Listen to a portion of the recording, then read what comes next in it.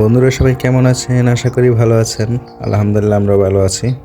তো আজকে যেটা আপনাদের সাথে শেয়ার করব সেটা হচ্ছে বেঙ্গল পরিবহন স্লিপার বাসটা কক্সবাজার থেকে ঢাকা যাওয়ার জন্য কেমন হবে? তো আমরা যেটা দেখতে পাচ্ছি বাইরের লুকিংটা খুবই সুন্দর লাগছে। আর এটা আ আজকে আমার এক বড় ভাই এটার জন্য সাজেস্ট করেছিল যে বেঙ্গল পরিবহনে চড়ার জন্য। তো আমরা এজন্য আজকে এটা টিকিট নিয়েছিলাম।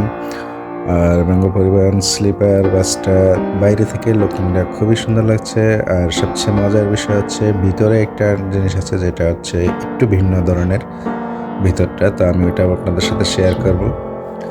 আর বাইরের পরিবেশটা দেখে খুবই সুন্দর লাগছে। আর একটা বিষয় হচ্ছে আমার মনে হচ্ছে যে আমরা যে গাড়িটা পেয়েছি সেটা হচ্ছে একটু ড্যাম্পিং করা, পুটিং মারা, হয়তোবা একটু পুরনো হইতে পারে।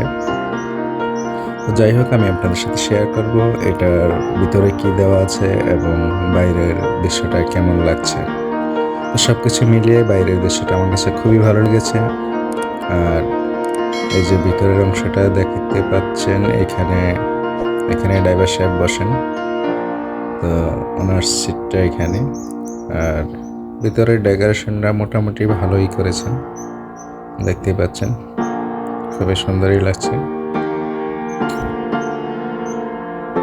সিলিংটাও তাদের খুব ডেকোরেশন করা। আর উপরের সিট এটা, উপরে তো আমার ভাইগনা শুয়ে আছে।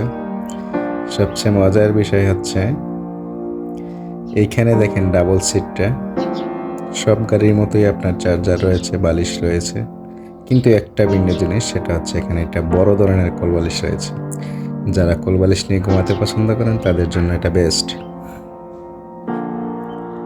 আমি একটু করে দেখাচ্ছি সবগুলোই, দেখুন খুব সুন্দর একটা কোলবালিশ, কম্বল, সব কিছু মিলিয়ে ঝিলিয়ে খুবই সুন্দর। এটা সিঙ্গেল, যার কারণে এটাতে কোলবালিশটা দেওয়া হয় না, কোলবালিশের জায়গা নেই। আরেকটা বিষয় হচ্ছে এটা স্টিলের সিঁড়ি দেওয়া আছে। হয়তোবা অনেকে স্টিলের সিঁড়িটা ব্যবহার করতে একটু আনইজি ফিল করেন। আর যারা ব্যবহার করতেছেন তাদের জন্য একটু সতর্ক থাকতে হবে, কারণ এটা অনেক সময় পা পিছলে যায়। আর এখানে সব গাড়ির মতোই রয়েছে চার্জার, লাইট। আপনি চাইলে মোবাইল চার্জ করতে পারেন, যে কোনো পাওয়ার ইউজ করতে পারেন। আর এখানে জুতার জন্য বক্স, তো এটা সব প্রতিটা গাড়িতেই থাকে। কম্বল তারা প্রতিটা গাড়িতেই দিয়ে থাকেন। একটু ভিন্ন হচ্ছে সেটা হচ্ছে কোলবালিশটা। যারা কোলবালিশ নিয়ে ঘুমাতে পছন্দ করেন তাদের জন্য এটা একটু আনকমন থাকবে। আর সিটগুলো আমার মনে হচ্ছে যে একটু লম্বা, একটু বেশি অন্যান্য বাস থেকে। ততটা শিওর না, হয়তো বা আমার কাছে মনে হচ্ছে।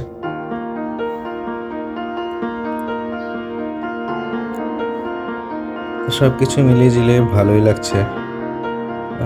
এখন জার্নি পথে বোঝা যাবে যে আসলে কতটা তারা সার্ভিস দিচ্ছে।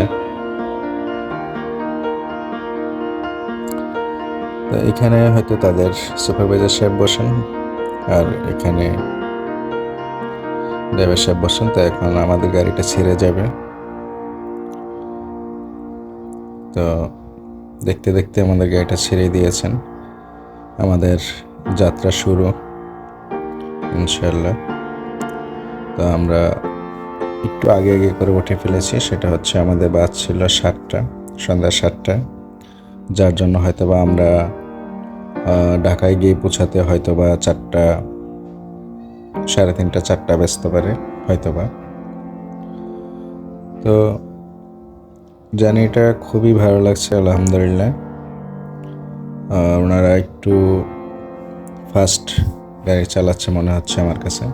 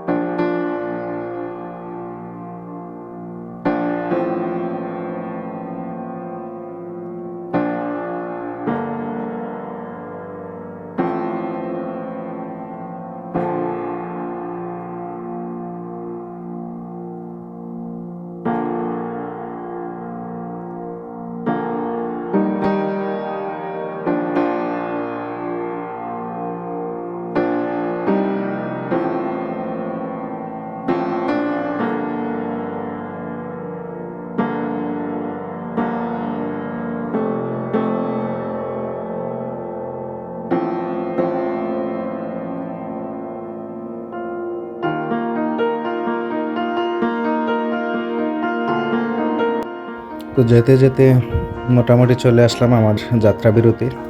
এখানে 20 মিনিটের জন্য রেস্ট দিয়েছে। আর এই হোটেলটা আপনারা হয়তো বা অনেকেই দেখেছেন, এটা হাইওয়েতে আছে। এখানে আমার সবচেয়ে বেস্ট হচ্ছে আমার জন্য, আমার খিচুড়িটা খুবই ভালো লাগে। আমি তাদের এখানে আসলে প্রায় সময় খিচুড়িটা খেয়ে থাকি। আর এখানে পরিবেশটা খুবই সুন্দর। দেখেন একদম ফাঁকা, যেহেতু রাত বেশি হয়নি, 9:30 বাজে। তো আমরা রাতের খাবারটাও এখানে খেয়ে উঠি নাই, তা যার জন্য আমরা এখানে খাবার দাবারটা শেষ করব। এখানে চকলেট থেকে শুরু করে আইসক্রিম, খাবার সব কিছুই রয়েছে এখানে। আপনারা চাইলে এখানেও বিরতির সময় খাবার সেরে নিতে পারেন। আমরা অবশ্যই এখানে খাবারটা সেরে নেব। তো যাত্রা বিরতি পর শেষ, আমাদের প্রায় 20 মিনিটের একটু বেশি হয়েছে যদিও। আমরা আবারও গাড়িতে উঠে যাব। ড্রাইভার সাহেব এখনও ওঠেননি, উনি এখনই চলে আসবেন। তো আমাদের যাত্রা বিরতি শেষ করে আমরা আবারও বেরিয়ে পড়লাম। তো গাড়ির অনুমতি দেখে বোঝা যাচ্ছে যে আসলে আমাদের 3:30 থেকে 4টায় বাজবে। এর মধ্যে হয়তো বা আমরা চলে যাব ইনশাল্লাহ, যদি আল্লাহ পাক আমাদেরকে জায়গা মতো নিয়ে যায়। তো এই পর্যন্তই আজকে। সবাই ভালো থাকবেন, সুস্থ থাকবেন, আমাদের সাথেই থাকবেন। আমাদের চ্যানেলটিকে অবশ্যই সাবস্ক্রাইব করে দিবেন। আল্লাহ হাফেজ।